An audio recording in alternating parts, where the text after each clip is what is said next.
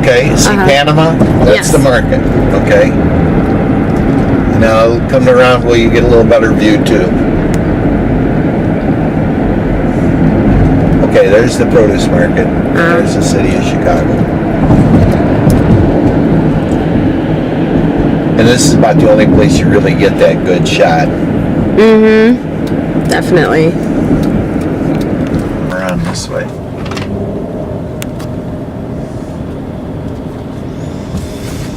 So, Tuckton's a multiple house, Citywide's a multiple house. Panama is pretty much bananas, avocados, you know, specialty things. So you have both. You have people that have produce companies that are, you know, satisfying, you know, restaurants and stuff in the city of Chicago. But then you have companies like Panama that basically they bring in huge amounts of bananas, and they bring it, you know, you can kind of see the stuff sitting on the dock here. So people will come to each of these places to buy their specialties.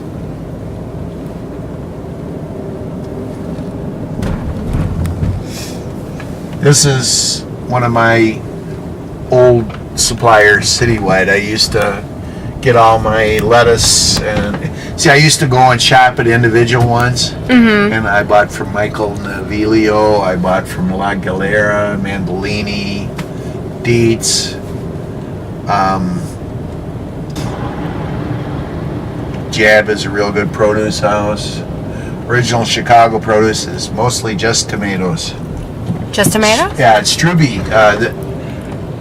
They have a huge house up on Lake Geneva. These are some of the wealthiest produce people in the country right here.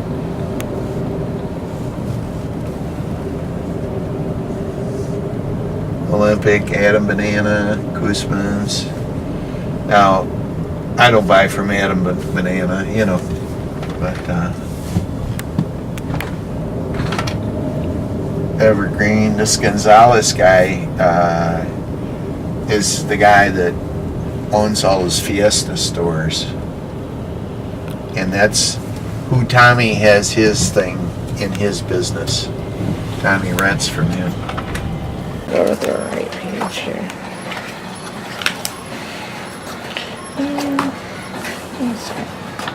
You got that's Emeril, who used to work for him, I believe. Yeah, and I was here the day Emeril was here. And that is actually my dad in the cooler with Charlie Trotter. And it's funny, his sous chef Guillermo. Now, do you have Charlie Trotter's book on vegetables? I don't have that one here. I think Because I have it at home. you guys are the first Yeah. page, yeah. But we also did all the vegetables that are in this one too. But his sous chef Guillermo used to come down all the time because Charlie couldn't always get out of the kitchen. But then he'd hide things around the cooler and all throughout the building on every floor and wouldn't tell my dad so that no one else could have it. He'd know where it was. And he'd call it in and be like, okay, here it is. And this is where I hid it. So have it ready for me when I'm ready to come get it. So, but yeah. And well, see, a lot of people don't realize that when I come in here, this, you know, the sourcing that I'm doing, and we're trying to make that known. Yeah, I mean, at the beginning, you can even see kind of where he signed everything. But he did exclusively all the vegetables in the first few books that Charlie put out, and they worked real closely with him to do it.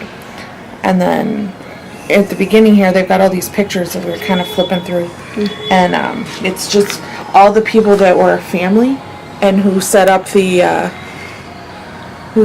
kitchen, the sous chefs and the sommelier and then my dad. So it was a big honor to have my dad's photo included in there too. Yeah. So yeah, Charlie will go down in history as being one of the greats in Chicago. Yeah. We also are featured in the French Laundry Cookbook, and I still to this day get calls of people who are looking for like hearts of palm. I think was the one thing way back when they put it together that they were looking for.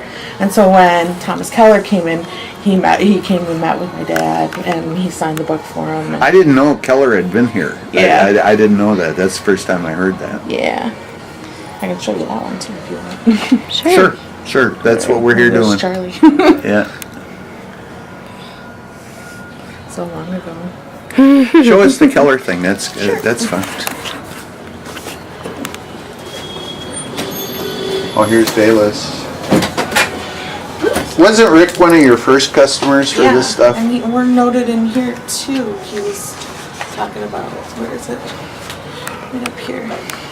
Rather than Chicago being the Mexican ingredient wasteland most imagine it to be, my fair city offers perhaps the best availability of traditional ingredients in the United States. And with suppliers like Tom Cornille, Cornille & Son, and Alan Heyman, Bruce Company, no ingredient is too far afield. Paula Lambert Mozzarella Company worked tirelessly with me to create queso fresco, that what she sells as queso blanco. That's just like Mexican fresh cheese. But I knew that Tommy was one of Charlie's first suppliers. I knew that. Let's see. I think I got the photo of us with Thomas Keller. I didn't know that about Keller, so if I went to West Coast, you guys could give me an introduction to Keller. I could go have dinner at his place. It's a possibility. I don't know. I don't know that I can even get in there.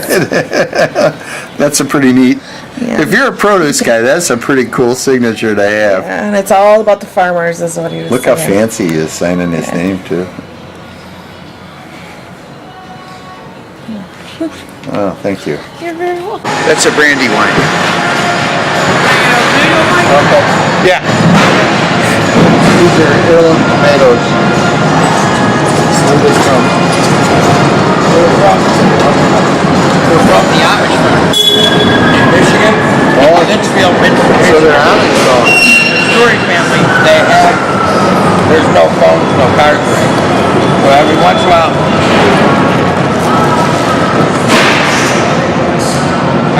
a while, they go down to the jungle. They call it. But they're all organic because we do it. Everything's organic, yeah. Even to the point of, hey, and then it's like we talk about the local trails and, because of the gasoline and what do they call it, the marking with the diesel and stuff. But they don't have cars or trucks. So I mean, if you want to talk natural, even though the government doesn't have natural, you can't get no more natural. Yeah. And the tomatoes eat. Oh yeah. Well, I want to give you a box. I'm going to give you a box. Oh no, I don't. Yeah. You should have them before they go away. Yeah. You got the special potatoes. You should have the special. No, but I've been having it. Did he come through with them? Yeah. But he's just been running out now. No, I like the idea that I got a local guy that's gonna,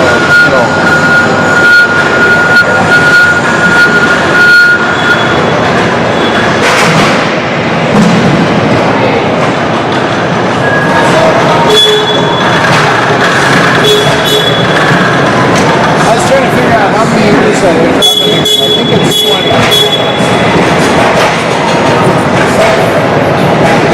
That's not a color.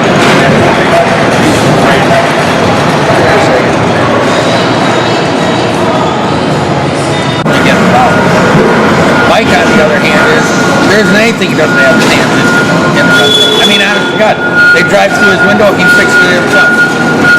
It's just personal care, and that's why a lot of restaurateurs don't have anymore. The days of the old-time chef, owner, operator, mechanic, janitor, everything else all rolled in one is all gone. And nowadays, we see the consequences. But when you see somebody that gets involved with every aspect of a restaurant, it's not only true love, but it's guaranteed success. She knows. Oh yeah. You live it firsthand every day. Sometimes he's a little too far about it. Let's get this, let's get that. Nice and sweet as God. You know what? When I have an operation where everybody from my truck drivers to my actual cashier and everything love a customer, tells the story right then and there. I need not know anymore. He's a big flatterer. I'm too old to do anything to tell the truth because I've seen it all. It's true.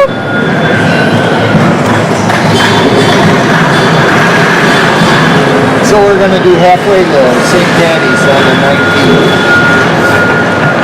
I might have to roll out there.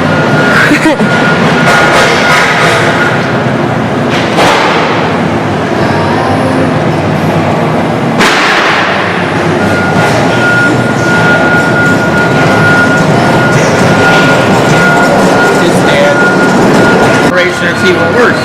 Yeah. But then again, they don't even know cursive, right? Yeah. The law starts.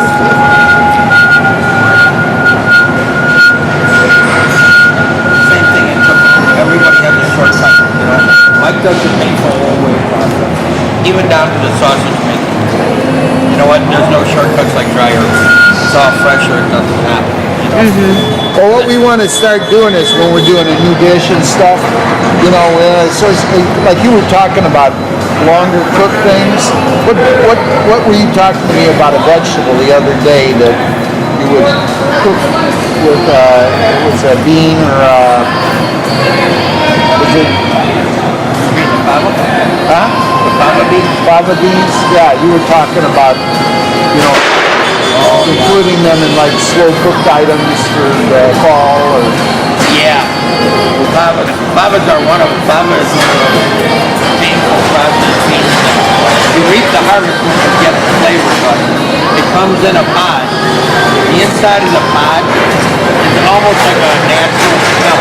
It's like the jewel box of all vegetables. I remember one story I read about, you know, because I told you my mother's name was Alice Waters.